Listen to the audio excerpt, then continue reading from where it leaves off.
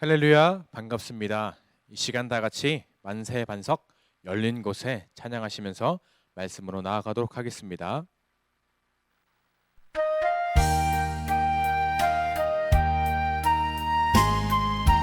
1절과 4절입니다. 만세 반석 열린 곳에 내가 숨어 있으니 원수 마귀 손 못 대고 환난 풍파 없도다.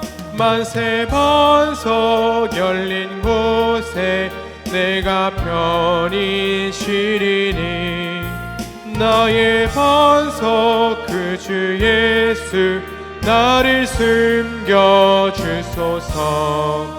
험한 풍파 지나도록 순풍으로 도우사 평화로운 피난처에 길이 살게 하소서.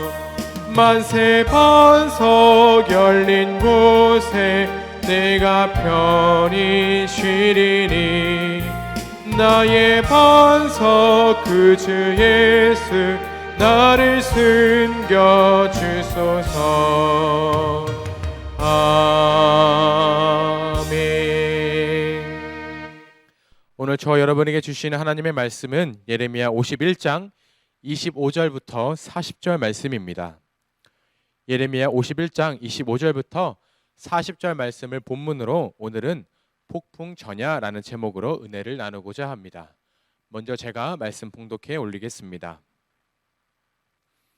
여호와의 말씀이니라. 온 세계를 멸하는 멸망의 산아, 보라, 나는 내 원수라. 나의 손을 내 위에 펴서 너를 바위에서 굴리고 너로 불탄 산이 되게 할 것이니 사람이 내게서 진 모퉁이 돌이나 기초돌을 취하지 아니할 것이요 너는 영원히 황무지가 될 것이니라. 여호와의 말씀이니라. 땅에 깃발을 세우며 나라들 가운데 나팔을 불어서 나라들을 동원시켜 그를 치며 아라랏과 민니와 아스그나스 나라를 불러 모아 그를 치며 사무관을 세우고 그를 치되 극성스러운 메뚜기같이 그 말들을 몰아오게 하라. 뭇 백성 곧 메대 사람의 왕들과 그 도백들과 그 모든 태수와 그 관할하는 모든 땅을 준비시켜 그를 치게 하라. 땅이 진동하며 소용돌이 치나니 이는 여호와께서 바벨론을 쳐서 그 땅으로 황폐하여 주민이 없게 할 계획이 섰음이라. 바벨론의 용사는 싸움을 그치고 그들의 요새에 머무르나 기력이 쇠하여 여인같이 되며 그들의 거처는 불타고 그 문빗장은 부러졌으며 보발꾼은 보발꾼을 맞으려고 달리며 전령은 전령을 맞으려고 달려가 바벨론의 왕에게 전하기를 그 성읍 사방이 함락되었으며 모든 나루는 빼앗겼으며 갈대밭이 불탔으며 군사들이 겁에 질렸더이다 하리라. 만군의 여호와 이스라엘 하나님께서 이와 같이 말씀하시되 딸 바벨론은 때가 이른 타작마당과 같은지라 멀지 않아 추수 때가 이르리라 하시도다. 바벨론의 느부갓네살 왕이 나를 먹으며 나를 멸하며 나를 빈그릇이 되게 하며 큰 뱀같이 나를 삼키며 나의 좋은 음식으로 그 배를 채우고 나를 쫓아내었으니 내가 받은 폭행과 내 육체에 대한 학대가 바벨론에 돌아가기를 원한다고 시온 주민이 말할 것이요 내 피 흘린 죄가 갈대아 주민에게로 돌아가기를 원한다고 예루살렘이 말하리라.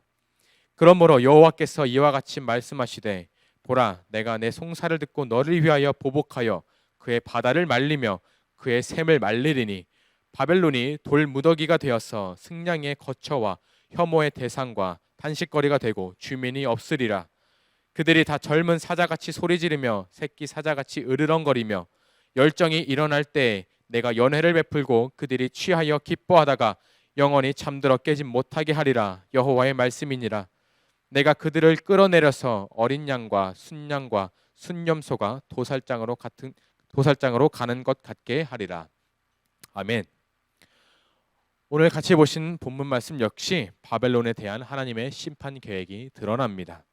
25절부터 33절까지는 바벨론을 향한 멸망의 예언, 그리고 34절부터 35절까지는 하나님을 향한 이스라엘 백성의 송사, 마지막 36절부터 40절까지는 그 송사에 대한 하나님의 응답으로 이루어져 있습니다. 하나님은 이스라엘 백성을 정말 많이 사랑하셨습니다. 물론 그들도 죄를 지었습니다. 애굽에서 나올 때부터 불평도 불만도 가득했습니다. 때로는 우상 숭배도 했습니다. 그런데 중요한 것은 그들은 끝내 돌이켰다는 것입니다. 그들이 꼭 택함받은 백성이라서 돌이킨 것이 아닙니다. 돌이켰기 때문에 택함받은 백성이 된 것입니다. 반면 내 고집대로, 내 생각대로 끝까지 내 주장만 하면서 하나님을 신뢰하지 않는 사람들은 오늘 본문에 나온 것처럼 바벨론처럼 영원히 황무지가 될 것입니다. 요즘 계속해서 바벨론의 멸망에 대해서 묵상하고 있습니다. 사람들이 많이 죽게 될 것이고 성이 무너지게 되고 그 성에는 슬픔과 애통이 넘쳐나게 될 것입니다. 그런 바벨론의 모습을 지금까지 지켜봐 왔습니다. 시간이 아주 많이 흐른 지금 그를 통해서 그날의 상황과 그리고 사건들을 지켜보는 우리들에게 사실 많이 와닿지 않을 수도 있습니다. 그리고 동시에 들 수 있는 생각은 이것입니다. 멸망의 모습은 항상 이렇구나. 적군도 막 쳐들어오고 두려움에 사로잡히기도 하고 슬픔이 가득하겠구나라는 생각입니다. 맞습니다. 하나님의 심판과 멸망이 우리 삶 가운데 임한다면 영원히 황무지가 되고 인생 전체가 황폐하게 될 수도 있습니다. 돌아가고 싶어도 돌아갈 수 없는 그런 비참하고 또한 처참한 인생이 될 것입니다. 내 아이가 다른 아이에게 아무 이유도 없이 신나게 맞고 왔다고 가정해 보겠습니다.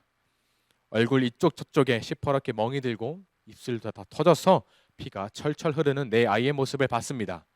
그 아이가, 내 아이가 울면서 말합니다. 엄마, 절 때린 형을 혼내주세요. 혹은 언니를 혼내주세요. 라고 말을 한다면 가만히 있을 부모는 없을 것입니다. 마음의 분노도 100배나 올라갈 것입니다. 그리고 내 아이를 무자비하게 때린 그 범인을 끝까지 찾아낼 것입니다. 이스라엘 백성을 향한 하나님의 마음이 이 부모의 마음과 똑같습니다. 바벨론에 무참하게 짓밟힌 이스라엘 백성이 하나님께 보복을 요청했습니다. 하나님은 내 백성을 건드린 대가를 꼭 갚겠다고 약속하십니다. 마치 이를 바득바득 갈고 있는 맹수와도 같습니다. 여기서 우린 또 이렇게 생각할 수 있습니다. 적군이 막 쳐들어오고 난리가 나고 불도 나고 한마디로 멸망과 심판을 생각했을 때 떠오르는 그런 처참한 모습들 말입니다. 그런데 오늘 본문에는 반전이 하나 등장합니다. 38절 말씀입니다. 젊은 사자같이 소리 지르고 새끼 사자같이 으르렁거릴 때, 한마디로 열정이 일어날 때 하나님은 잔치를 베푸신다고 하십니다. 그들은 그 축제에 취해서 더 기뻐하고 난리를 치게 될 것입니다. 여기까지는 좋습니다. 그런데 그 다음, 영원히 잠들어 깨지 못하게 하리라. 내가 그들을 끌어내려서 어린 양과 순양과 순염소가 도살장으로 가는 것 같게 하리라 라고 말씀하십니다. 가만 생각해 보면 참 무서운 말씀입니다. 누가 잔칫날에 제삿날이 될지 생각할 수 있겠습니까? 우리의 일이 너무나도 잘 풀리는 것 같고 사업도 잘 되는 것 같고 살만 난다, 야 살만 난다 라고 생각하고 있을 때 그게 폭풍전야가 될지는 아무도 알 수 없습니다. 기뻐하지 말라는 것이 아닙니다. 행복해하지 말라는 것이 아닙니다. 지금 내 삶의 전부인 것 같은 그 기쁨의 출처가, 그 행복의 출처가 하나님의 품을 벗어난 것에 있다면 그 시간은 끝내 심판의 전조 현상일 수가 있다는 것입니다. 그래서 우리는 항상 깨어 있어야 합니다. 평안하다고 생각될 때 하나님의 말씀을 묵상하고 곁으로 나가지 않게 해달라고 기도해야 한다는 것입니다. 우리의 모습을 한번 돌아봅시다. 내 삶이 지금 고난 가운데 있다면, 또한 고통 가운데 있다면, 날 힘들게 하고 괴롭히는 존재가 있다면 내가 복수하려 하지 마시고 이스라엘 백성처럼 하나님께 모두 맡겨버리시기 바랍니다. 그리고 우리가 해야 할 것은 다시는 그 사람을 원수로 생각하지 않는 것입니다. 반면 하나님은 찾지도 않고 의지하지도 않는데 내 삶이 평안하다면 조심스럽게 권면드립니다. 언제부터 단추가 잘못 끼워졌는지 반드시 돌이켜보시기 바랍니다. 그리고 그 원인을 찾았다면 하나님 앞에 겸손히 나아가시길 소망합니다. 오늘 하루를 살아가시면서 현재의 나의 모습을 돌아보고 돌이키시기를 소망합니다. 이 시간 다 같이 기도하겠습니다. 사랑의 하나님, 우리가 평안할 때 주님을 더 찾겠습니다. 세상이 주는 결국 사라질 평안인지 주님이 주시는 영원한 평안인지 구별하는 믿음을 허락해 주시옵소서. 원수의 보응을 내가 갚는 것이 아니라 그것마저 주님께 온전히 맡기며 자유하도록 인도해 주시옵소서. 오직 주님의 말씀만 의지하며 주님께 지혜를 구하며 나아가겠습니다. 살아계신 예수님의 이름으로 기도합니다. 아멘.